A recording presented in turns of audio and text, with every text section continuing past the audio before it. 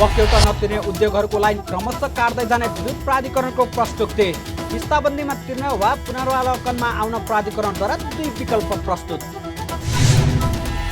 सरकारको कार्यशैली बदल्ने उद्घोष गर्नुभएका प्रधानमन्त्री दाहालको सक्रियता बढ्यो।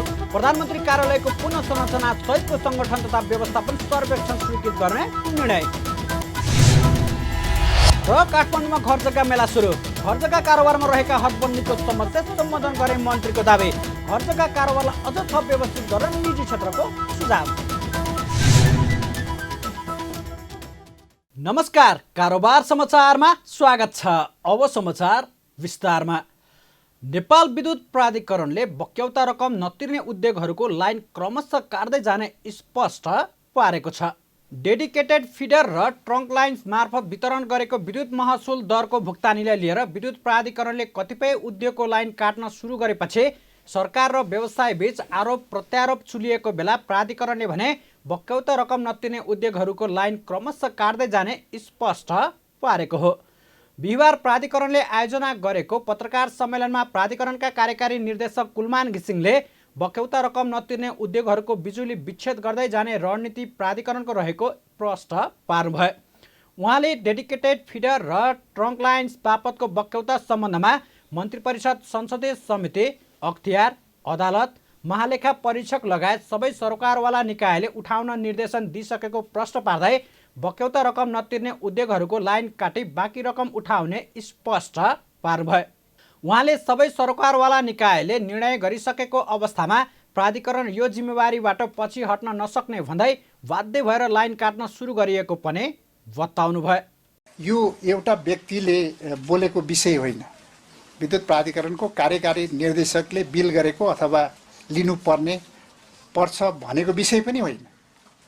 यो ठुलो सामूहिक विषय बनेको छ, सामूहिक निर्णयबाट आएको छ। अदालतले भनेको छ, क्याबिनेटको बैठकले भनेको छ र विभिन्न जुन सरकारवाला निकायहरूले सबैले भनेपछि अब विद्युत प्राधिकरण नउठाउने निकाय को हो त? किन त? विद्युत प्राधिकरणप्रति गम्भीर क्वेसन छ।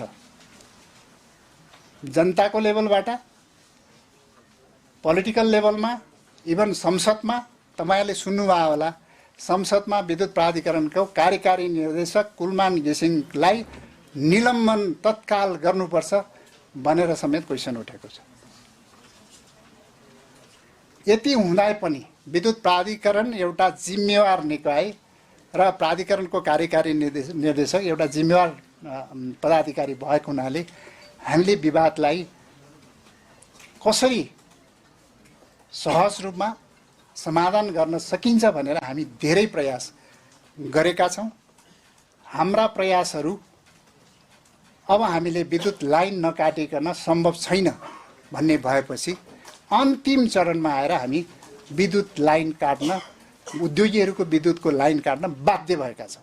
प्राधिकरणका कार्यकारी निर्देशक घिसिङले डेडिकेटेड फिडर र ट्रङ्क लाइन मार्फत वितरण गरेको विद्युतको महसुल भुक्तानी गर्नका लागि उद्योगहरूलाई दुई विकल्प पनि अघि सार्नु भएको छ। उहाँले बक्यौता रकम किस्तामा तिर्दै जाने वा पुनरावलोकनमा आउन आग्रह पनि गर्नुभयो। घिसिङले उद्योगहरूलाई सहयोग हुने गरी प्राधिकरणले शर्त प्रतिशत राखेर पुनरावलोकन गर्न पाउने व्यवस्थालाई संशोधन गरेर 25% राखेर पुनरावलोकन गर्न आउने व्यवस्था गरेको पनि जानकारी गराउनुभयो। उहाँले बक्यौता प्राधिकरणले उठाउन नसक्नु भनेको आम जनताको विषय हुने भएकाले यस विषयमा प्राधिकरण चुप लागेर बस्न अवस्था नरहेको समेत स्पष्ट पार्नुभयो। उहाँले बक्यौता प्राधिकरणले उठाउन नसक्नु भनेको आम जनताको विषय हुने भएकाले यस विषयमा प्राधिकरण चुप लागेर बस्ने अवस्थामा नरहेको समेत स्पष्ट पार्नुभयो। उहाँले डेडिकेटेड फिडर र ट्रङ्क लाइनको बक्यौता उठाउने विषयलाई अनिर्णयको बन्दी नबनाउन पनि आग्रह गर्नुभयो। पहिला हामीहरूमा यो पुनरावलोकनमा आउन पर्दाखेरि 100% डिपोजिट गरेर मात्रै पुनरावलोकन आउन पाउने प्रावधान थियो। त्यसलाई पनि विद्युत प्राधिकरणको बोर्डले 25% मात्रै जम्मा गरेर पुनरावलोकनमा आउने व्यवस्था गरेका छौँ।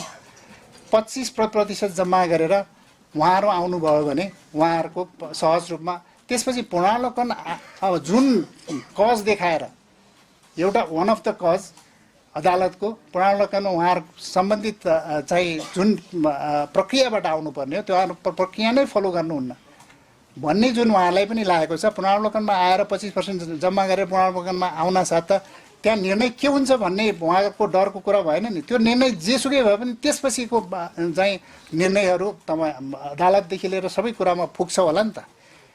उहाँहरूलाई आफूले जानलाई पनि त्यो दोस्रो चाहिँ विकल्प पनि छ, किनभने 25% जम्मा गर्नुहोस्, आउनुहोस्, पुनरावलोकन दर्ता गर्नुहोस्, त्यसपछि निर्णय हुन्छ। निर्णय चित्त बुझेन भने जाने ठाउँ अझै पनि धेरै छ। त्यो भएको हुनाले यो दुईटा विकल्प हामीले यहाँहरूलाई भनेका छौँ। मेरो एकदमै विशेष अनुरोध, यो अनिर्णयको बन्दी बनाएर नराखौँ, यसले ठुलो क्षति गर्छ। किनभने यो विद्युत प्राधिकरण भनेको सरकार हो, सरकारले उठाउनु पर्ने रेभिन्यू उठाएन भने यो आम पब्लिकको विषय हुन्छ। प्राधिकरणको मात्रै विषय होइन, यो आम पब्लिकको विषय हुन्छ। यो रेभिन्यू भनेको सबैले बुझेकै वा उद्योगी साथीहरूलाई थाहा छँदैछ। त्यो भएको हुनाले हाम्रो चाहिँ रिक्वेस्ट, अनुरोध उहाँहरूलाई यो किसिमले समाधान गर्दै जाउँ भन्ने हो। होइन हामी अर्कै हिसाबले समाधान गर्छौँ भने त्यो समाधान गरेर ल्याउनु पर्यो। विद्युत प्राधिकरणको कर्मचारीको टाउकोमा राखेर चाहिँ सबै बस्न पाउँदैन। सबै निकायले उठाउनुपर्छ भनेको छ। अनि विद्युत प्राधिकरण चुप लाएर बस्न पाइन्छ? कुनै अवस्थामा पनि हामी चुप लाएर बस्न सक्दैनौँ। डेडिकेटेड तथा ट्रङ्क लाइनबाट विद्युत उपयोग गरेको कुल 61वटा उपभोक्ताहरूको 2060 मङ्सिर मसान्तसम्म कुल बक्यौता रकम 22 अर्ब 24 करोड रुपियाँ रहेको र यसमध्ये करिब 12 अर्ब 50 करोड रुपियाँ बराबरको बक्यौता रहेको छ। प्राधिकरणका अनुसार 9वटा ठुला उद्योगको लाइन विच्छेद गरिएको छ। पटक पटकको ताकेतामा पनि छुट महसुल तिर्न नआएपछि प्राधिकरणले उद्योगहरूको विद्युत लाइन विच्छेद गर्न सुरु गरेको थियो। पोखराको सेतीखोचमा भएको एतिएरको विमान दुर्घटनामा चालक दलको कमजोरी रहेको दुर्घटना जाँचबुझ आयोगले निष्कर्ष निकालेको छ। गत वर्षको माघ 1 गते पोखरामा भएको एति एयरलाइन्सको जहाज दुर्घटना मानवीय कारणले भएको निष्कर्षसहित आयोगले बिहिबार आफ्नो अन्तिम प्रतिवेदन सरकारलाई बुझाएको हो। पूर्व सचिव नगेन्द्र प्रसाद घिमिरे संयोजकत्वको जाँचबुझ आयोगले 8 महिना 3 दिन लगाएर तयार पारेको प्रतिवेदन संस्कृति, पर्यटन तथा नागरिक उड्डयन मन्त्री सुदान किराँतीलाई हस्तान्तरण गरेको छ। पोखरामा भएको एति एयरलाइन्सको जहाज दुर्घटनामा चालक दलका 4 सदस्य र 68 जना यात्रुसहित 72 जनाकै मृत्यु भएको थियो। प्रतिवेदन बुझाउँदै आयोगका सदस्य सचिव बुद्धिसागर लामिछानेले जानेर वा नजानेर पाइलटका कारण जहाज फेदरिङ भएको र सोही कारण जहाज दुर्घटनामा परेको निष्कर्ष दुर्घटना जाँच आयोगको रहेको छ। उहाँले दुर्घटना हुनका कारण जहाजका दुवै इन्जिनका प्रोपेलरहरू फेदरमा गएको देखिएको र त्यस अवस्थामा जहाज अगाडि बढ्न नसक्ने भएका कारण जहाज भुइँमा झरेको बताउनुभयो। यसो हुनुमा मानवीय कारण दोषी मानिएको आयोगको ठहर रहेको उहाँले स्पष्ट पार्नुभयो। Movement of both condition levers to the feeder position in flight. उडिरहेको बेलामा feeder positionमा लाग्यो, which resulted in feathering of both propellers. दुवै इन्जिनको प्रोपेलर फिदर भयो। त्यो हुने बित्तिकै दुवै इन्जिनमा थ्रस्ट आयो। And subsequent loss of thrust leading to an aerodynamic stall and collision with death. यो एरोडाइनामिक स्टल भनेपछि के हो भने त्यो जहाज र त्यो त्यसको एरोडाइनामिक्स छुट्टै हुन्छ। अब जब थ्रस्ट आउँदैन भनेपछि पहिल्यैको पावरमा जति जान्छ त्यसपछि त्यो चाहिँ स्टल हुँदै गयो। स्टल हुँदै गयो, त्यसपछि जहाँसम्म त्यो पहिलाको पावरले पुर्यायो त्यहाँसम्म गएर त्यसपछि त्यो जमिनमा ठोकिन पुग्यो। यो चाहिँ हाम्रो मेन कज हो र यसपछि हाम्रो कन्ट्रिब्युटिङ फ्याक्टर्स अब के कुराले अब त्यो अवस्थामा पुर्यायो त जहाजलाई। त्यो मुख्य कुरा चाहिँ अब उसले पावर लस गर्यो, थ्रस्ट पुगेन, फेदर पोजिसनमा पुगे दुवै। तर कुन कारणले अब जहाजलाई त्यो अवस्थामा पुर्यायो त भनेर हामी कन्ट्रिब्युटिङ फ्याक्टर्स भन्छौँ। त्यसमा चाहिँ हामीले केही उल्लेख गरेका छौँ। अब यो पहिलो चाहिँ high workload due to operating into a new airport with surrounding terrain and the crew missing the associated flight deck and the engine indications that both propellers had been feathered. अब यो पाइलटलाई नयाँ एयरपोर्ट थियो, नयाँ यो runway landing थियो, terrain छ वरिपरि, अनि त्यसले गर्दाखेरि उसलाई हाई वर्कलोड भयो। हाई वर्कलोड हुँदाखेरि जुन इन्डिकेसन त्यो ककपिटमा इन्डिकेसन पनि आएको थियो, केही इन्डिकेसनहरू ल है समस्या छ भन्ने कुरो आएको देखिन्छ, तर त्यो इन्डिकेसनतिर क्याप्टेनले त्यो मिसिङ गरेको एउटा कारण त्यो देखियो। अनि ह्युमन फ्याक्टर इस्युज, अब ह्युमन फ्याक्टर उसको चाहिँ पर्सनल इसमा आउँछ, such as high workload and stress that appears to have resulted in the misidentification and wrongly selection of the propeller to the feeder position. प्रतिवेदन बुझ्दै मन्त्री किराँतीले आयोगले दिएको सुझाव कडाइका साथ कार्यान्वयन गर्न मातहतका निकायलाई निर्देशन दिनुभयो। उक्त विमान दुर्घटना नेपाली आन्तरिक हवाई उडानको सबैभन्दा विनाशकारी दुर्घटना हो। यसपटक दुर्घटना जाँच आयोगमा धेरै राष्ट्रिय अन्तर्राष्ट्रिय विज्ञहरू परिचालन गरे अध्ययन गरिएको समेत आयोगले जनाएको छ। प्रधानमन्त्री पुष्पकमल दाहालले प्रधानमन्त्री तथा मन्त्री परिषदको कार्यालयको संरचनात्मक परिवर्तन गर्नुभएको छ। बिहिबार सिंहदरबारमा बसेको मन्त्री परिषदको बैठकले प्रधानमन्त्री तथा मन्त्री परिषद कार्यालयको पुनः संरचना सहितको सङ्गठन तथा व्यवस्थापन सर्वेक्षण WMN स्वीकृत गर्ने निर्णय गरेको हो। मङ्गलबार सरकार सञ्चालनको 1 वर्ष पुरा भएको अवसरमा सिंहदरबारबाट देशवासीका नाममा सम्बोधन गर्दै एक साताभित्रमा प्रधानमन्त्री कार्यालयको संरचनात्मक परिवर्तन गर्ने उद्घोष गर्नुभएको थियो। उहाँले उद्घोष गरेको 2 दिन बित्न नपाउँदै संरचनात्मक परिवर्तन गर्नुभएको छ। मन्त्री परिषदको बैठकपछि पत्रकारहरूसँग कुरा गर्दै सरकारका प्रवक्ता एवं सञ्चार तथा सूचना प्रविधि मन्त्री रेखा शर्माले यसबाट प्रधानमन्त्री कार्यालयको हालको दरबन्दीमा 68वटा दरबन्दी कम हुने जानकारी दिनुभयो। मन्त्री शर्माले बैठकले गहुँको न्यूनतम समर्थन मूल्य प्रति क्विन्टल 36,050 रुपियाँ निर्धारण गरेको पनि जानकारी गराउनुभयो। मन्त्री परिषदको बैठकको निर्णय अनुरूप आज प्रधानमन्त्री तथा मन्त्री परिषद कार्यालयको प्रधानमन्त्री कार्यालयकै प्रस्तावमा कार्यालयको पुनर्संरचना सहितको सङ्गठन तथा व्यवस्थापन सर्वेक्षण ONM स्वीकृत गर्ने भन्ने निर्णय भएको छ। यसअनुसार प्रधानमन्त्री कार्यालयको हालको दरबन्दी जति साबिक दरबन्दीमा 68वटा दरबन्दी कम हुने भन्ने छ र यसमा कुन कुन दरबन्दी के भन्ने कुरा चाहिँ त्यो तयारी भएको त्यो लिस्ट तपाईँहरूलाई हामीले उपलब्ध गराउनेछौँ। त्यसै गरेर हाम्रो उद्योग वाणिज्य तथा आपूर्ति मन्त्रालयको प्रस्तावमा 2080-81 को लागि गहुँको न्यूनतम समर्थन मूल्य प्रति क्विन्टल रु 36,050 निर्धारण गर्ने भन्ने निर्णय भएको छ। बैठकले प्राविधिक शिक्षा तथा व्यावसायिक तालिमतर्फ रिक्त सदस्य सचिव पदमा महेश भट्टराईलाई तोक्ने निर्णय पनि गरेको छ। मङ्गलबार देशवासीका नाममा सम्बोधन गर्दै सरकारको कार्यशैली बदल्ने उद्घोष गर्नुभएको प्रधानमन्त्रीले बिहिबारदेखि नै आफ्नो सक्रियता बढाउनु भएको छ।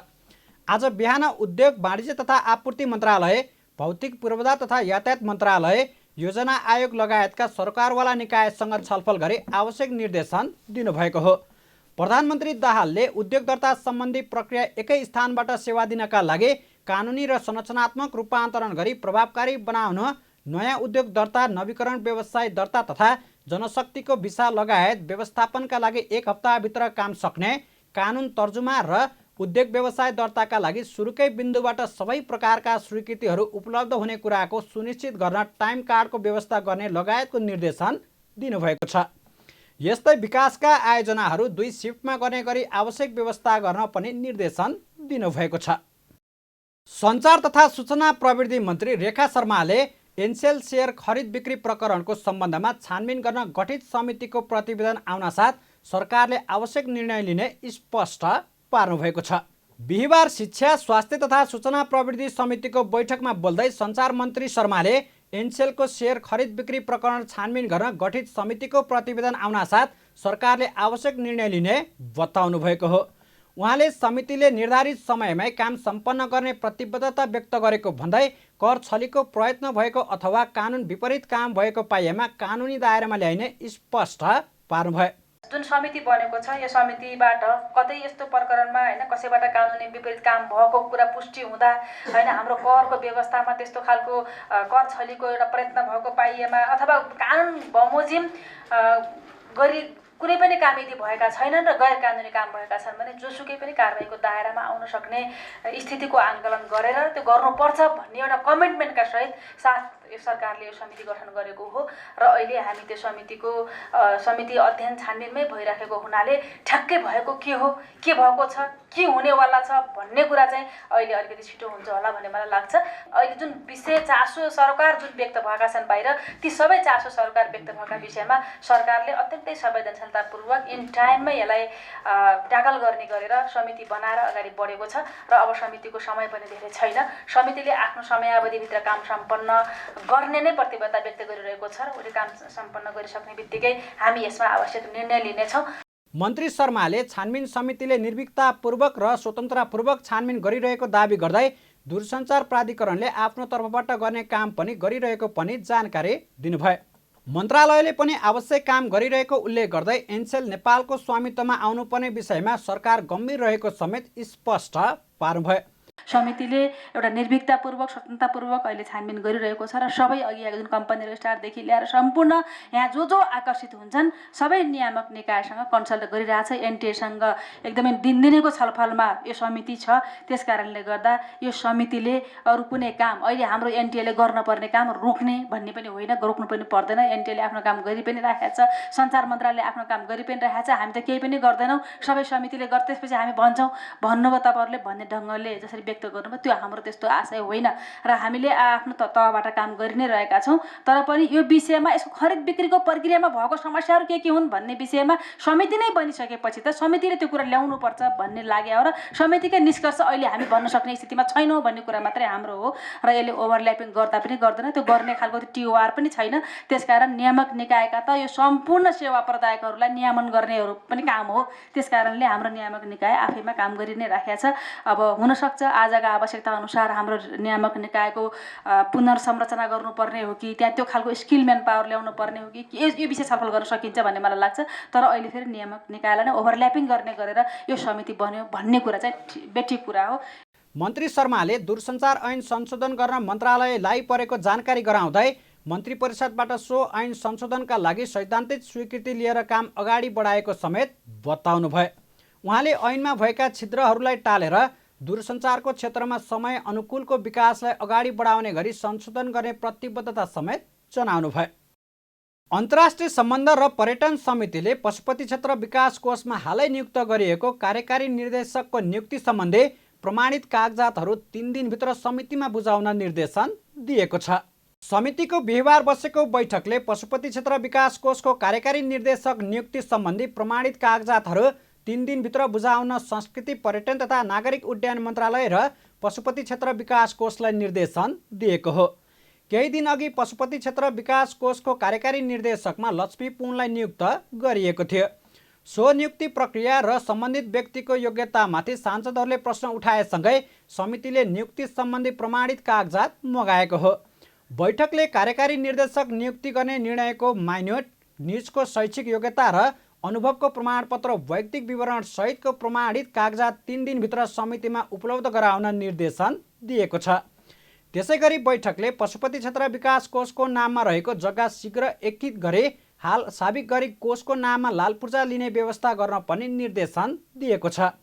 समितिले पशुपति क्षेत्र विकास कोषको आनन्द होटलसँग गरेको सम्झौताको सकल सहितको विवरण 3 दिनभित्र उपलब्ध गराउन पनि भनेको छ।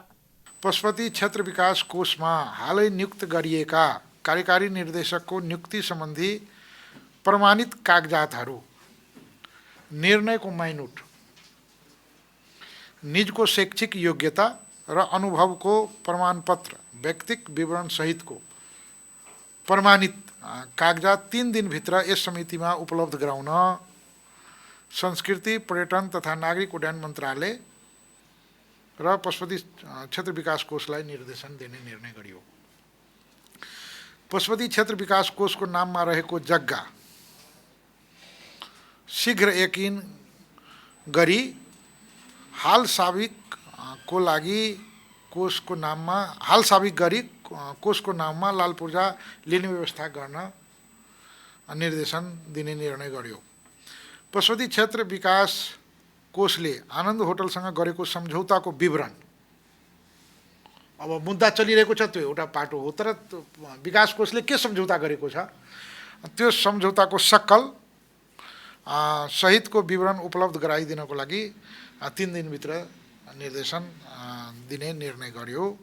त्यसैगरी बैठकले पशुपति क्षेत्र विकास कोषको गृहयोजना समितिलाई उपलब्ध गराउन पशुपतिमा बिग्रिएको शवदाह मेसिन यथाशीघ्र सञ्चालनमा ल्याउने गरी तयार गर्न र आवश्यकता अनुसार थप गर्ने गरी अगाडि बढ्न समेत निर्देशन दिएको छ।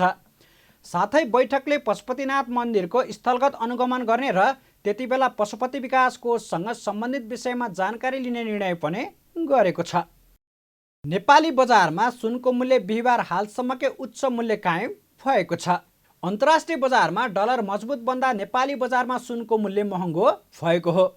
नेपालमा हालसम्म सबैभन्दा उच्च बिन्दुमा सुन गत मङ्सिर 18 पुगेको थियो। उच्च समय प्रति तोला छापावाला सुनको मूल्य 1,21,600 रुपियाँमा कायम भएको थियो। त्यसपछि तीव्र उतार चढाव देखिँदै आएको सुन एक सप्ताहदेखि भने निरन्तर उकालो लाग्दै आएको छ। बिहिबार भने नेपाली बजारमा सुनको मूल्य हालसम्मकै उच्च मूल्यमा कारोबार भएको हो। बिहिबार छापावाला सुन प्रति तोला 1,22,000 रुपियाँमा कायम भएको छ। यो रकम बुधबार भन्दा 1,300 रुपियाँले बढी हो। यस्तै तेजाबी सुनको मूल्य बिहिबार प्रति तोला 1,21,400 रुपियाँमा कायम भएको छ। बिहिबार सुनको मूल्यसँगै चाँदीको मूल्य पनि बढेको हो। बिहिबार चाँदी बुधबारको तुलनामा प्रति तोला 15 रुपियाँले बढेर प्रति तोला 1,490 रुपियाँ कायम भएको छ। स्थानीय बजारमा सुन चाँदीको मूल्य बढेसँगै बजारमा सर्वसाधारणको उपस्थिति पातलिँदै गएको छ। साताको अन्तिम कारोबार दिन बिहिबार शेयर बजारमा नेप्से परिसूचकसँगै कारोबार रकममा समेत गिरावट आएको छ। गत बिहिबारबाट लगातार गिरावट हुँदै आएको शेयर बजार मापन गर्ने नेप्से परिसूचक आज 1.93 अङ्कले घटेर 2068.90 अङ्कमा झरेको छ। यस दिन नेप्से परिसूचकमा गिरावट आउँदा कारोबार रकम समेत घटेको छ। दिनभर कुल 303 कम्पनीको 1,16,58,000 किता शेयर जम्मा 4,29 करोड रुपियाँमा सीमित भएको छ। अघिल्लो दिन 1,43,37,000 किता शेयर 5,24,87,00,000 रुपियाँ बराबरमा किनबेच भएको थियो। आज समग्र परिसूचक घट्दा पनि होटल र उत्पादन समूह भने राम्रो अङ्कले बढेको छ। उत्पादन समूहको परिसूचक 1.29% र होटल तथा पर्यटन समूहको परिसूचक 1.12%ले बढेको छ। व्यापार समूहको परिसूचक भने सबैभन्दा धेरै 1.71%ले घटेको छ। घटेको बजारमा 7वटा कम्पनीको सेयर मूल्य 10%ले बढेर सकारात्मक सर्किट लागेको छ। भिजन लुम्बिनी ऊर्जा, Chirkhuwa hydro power, Hathway investment company, Manakamana engineering, Muktinath कृषि company, Nepal warehousing company र तारागाउँ रिजेन्सीको मूल्य 10%ले बढेको छ। त्यस्तै सोनापुर सिमेन्टको 9.4 र नेपाल रिपब्लिक मिडियाको मूल्य 8.7%ले बढेको छ। यता धौलागिरी लघुवित्त तथा बीपीडब्ल्यू लघुवित्तको मूल्य भने 10%ले घटेर नकारात्मक सर्किट लागेको छ। घर जग्गा मेलाको 8औं संस्करण काठमाडौँमा सुरु भएको छ। राष्ट्र बैङ्कले कर्जा प्रवाहमा गरेको कडाई कोरोना महामारी एवं आर्थिक मन्दीका कारण लामो समयदेखि शिथिल बनेसँगै घर जग्गाको कारोबार ओह्रालो लागिरहेका बेला काठमाडौँको भृकुटी मण्डपमा घर जग्गा मेला सुरु भएको हो। नेपाल घर जग्गा तथा आवास विकास सङ्घको आयोजनामा बिहिबारबाट सुरु भएको मेलाको भूमि व्यवस्था सहकारी तथा गरिबी निवारण मन्त्री रञ्जिता श्रेष्ठले उद्घाटन गर्नुभयो। उद्घाटनका क्रममा भूमि मन्त्री श्रेष्ठले घर जग्गा कारोबारमा रहेको हदबन्दीको समस्या सम्बोधन गर्नेतर्फ मन्त्रालय प्रयत्न रहेको बताउनुभयो। उहाँले भू उपयोग ऐन 2076लाई प्रभावकारी रूपमा कार्यान्वयन गर्न सरकारबाट जारी भएको भू उपयोग नियमावली 2079मा पहिलो संशोधन गरी कित्ता काठको प्रक्रियालाई सहजीकरण गरेको दावी गर्नुभयो। उहाँले रियल इस्टेट क्षेत्रको विकासमा महत्त्वपूर्ण प्रभाव पार्ने जग्गाको हदबन्दी हटाउने विषयलाई मन्त्रालयले राम्रोसँग बुझेको र सोही अनुसार काम गरिरहेको प्रश्न पार्नुभयो। भूमि व्यवस्था मन्त्रालयको अधिकार क्षेत्र अन्तर्गत पर्ने विषयमा मन्त्रालयले निरन्तर रूपमा कानुनी सुधारका कार्यहरू गर्दै आएको तथ्य यहाँहरूलाई विदितै छ। उदाहरणका लागि भू उपयोग ऐन 2076लाई प्रभावकारी रूपमा कार्यान्वयन गर्न नेपाल सरकारबाट जारी भएको भू उपयोग नियमावली 2079मा पहिलो संशोधन गरी कित्ता काठको प्रक्रियालाई सहजीकरण गरिएको छ। साथै रियल इस्टेट क्षेत्रको विकासमा महत्त्वपूर्ण प्रभाव पार्ने जग्गाको हदबन्दी हटाउने विषयलाई मैले राम्रोसँग बुझेकी छु। ठूला ठूला रियल इस्टेट आयोजनाहरू सञ्चालन गरी व्यवस्थित सहरीकरण तथा बस्ती विकासको मार्ग प्रशस्त गर्न हालको हदबन्दीको समस्यालाई सम्बोधन गर्नेतर्फ मन्त्रालय प्रयत्नरत रहेको कुरा यहाँलाई विश्वास दिलाउन चाहन्छु। मन्त्री श्रेष्ठले प्रभावकारी भूमि बजार प्रणालीको स्थापनाले घर जग्गा कारोबार निष्पक्ष, पारदर्शी एवं सहज भई यस क्षेत्रमा विश्वास र स्थायित्वको वातावरण सिर्जना हुने भएकाले भूमि बजार सम्बन्धी कानुन निर्माणतर्फ पनि अघि बढिरहेको जिकिर पनि गर्नुभयो। यता निजी क्षेत्रले भने घर जग्गा कारोबारलाई चलायमान बनाउन सके अर्थतन्त्र सबल बन्ने विश्वास व्यक्त गर्दै घर जग्गा कारोबारलाई अझ व्यवस्थित गरी व्यवसायीहरूले खुला रूपमा काम गर्ने वातावरण बनाउनु परेमा जोड दिएका छन्। यस्तै उनीहरूले अर्थतन्त्रलाई प्रभावकारी रूपमा चलायमान बनाउन विकास निर्माणलाई तीव्रता दिँदै समग्र आर्थिक विकासका लागि पुँजीगत खर्च बढाउनु पर्ने आवश्यकता पनि औल्याएका छन्। बजेटको प्रभावकारी कार्यान्वयनलाई उच्च प्राथमिकतामा राख्नुपर्ने उनीहरूको भनाइ छ। अर्थतन्त्र चलायमान हुने क्रममा भए पनि अर्थतन्त्र पूर्ण रूपमा चलायमान हुन थप सुधारहरू आवश्यक छन्। अर्थतन्त्रको थप सुधारका लागि पूर्वाधारमा लगानी बढाउनु आवश्यक छ। तर स्रोत सुनिश्चित नभएका आयोजनाहरूमा ठेक्का लागि निर्माण व्यवसायीहरूले काम गरेको तर प्राविधिक कारणले बिल पेश गर्न नसकेकाले निर्माण व्यवसायीहरूको करिब 40 अर्ब रुपियाँ भुक्तानी हुन सकिरहेको छैन र सोही कारण उनीहरूले थप काम गर्न पनि पाइरहेका छैनन्।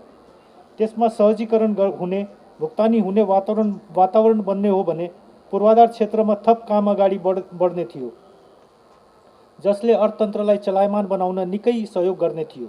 त्यसतर्फ आवश्यक पहलको लागि विशेष आग्रह गर्न चाहन्छु। यो विशेष गरी घर जग्गा कारोबारमा जोखिम भार भन्ने जुन राखिएको छ, विगतमा 100 थियो, 150 पुर्याइदियो, त्यसलाई 125 अलिकति झाले अलिअलि चलायमान चाहिँ बनेको छ। तर राम्रो रूपमा चलायमान गराउनको लागि यो जोखिम भार चाहिँ एउटा चाहिँ 100% विगतमा चाहिँ झार्नुपर्छ र चाहिँ अहिले मोटामोटी 6 खर्ब रुपियाँ चाहिँ सरकारको ढुकुटीमा पैसा छ, कर्जा प्रवाह हुन सकेको छैन। सरकारले चाहिँ अरबौँ 1 खर्ब चाहन्छन् त आफैले चाहिँ आन्तरिक लोन लिएर उपभोग गरिरहेछ भनेदेखि अहिले मुलुकलाई एउटा चालु खर्च धान्न नसक्ने गरी नै एउटा रेभिन्यू घटिरहेछ। यसलाई व्यवस्थित गर्नको लागि यो घर जग्गा कारोबार बन्यो भनेदेखि यो भित्र थुप्रै निर्माण उद्योगहरू चाहिँ सञ्चालनमा आउँछ। अघि नै कुरा आइसकेको छ, निर्माण उद्योग थुप्रैहरू छ, त्यहाँ मजदुरले पनि काम पाउँछ, राजस्वमा पनि वृद्धि हुन्छ। यतातिर सरकारको विशेष ध्यान जाओस् भन्ने कुरा राख्न चाहन्छु। मेला बिहान 10 बजेदेखि बेलुका 6 बजेसम्म सञ्चालन हुनेछ भने मेलामा फर्निचर, विद्युतीय सामग्री, सिमेन्ट, सजावटका सामान, स्टिल फर्निचर, सिसा, काठ, ढुङ्गा लगायत निर्माण सामग्री साथै बैंक, फाइनान्स, इन्सुरेन्स कम्पनी लगायतका स्टलहरू पनि रहेको छ। मेलामा 2 अर्ब 50 करोड रुपियाँ भन्दा बढीको कारोबार हुने आयोजकको अपेक्षा छ। कारोबार समाचारमा अब सुन चाँदी र विदेशी विनिमय दर सम्बन्धी जानकारी।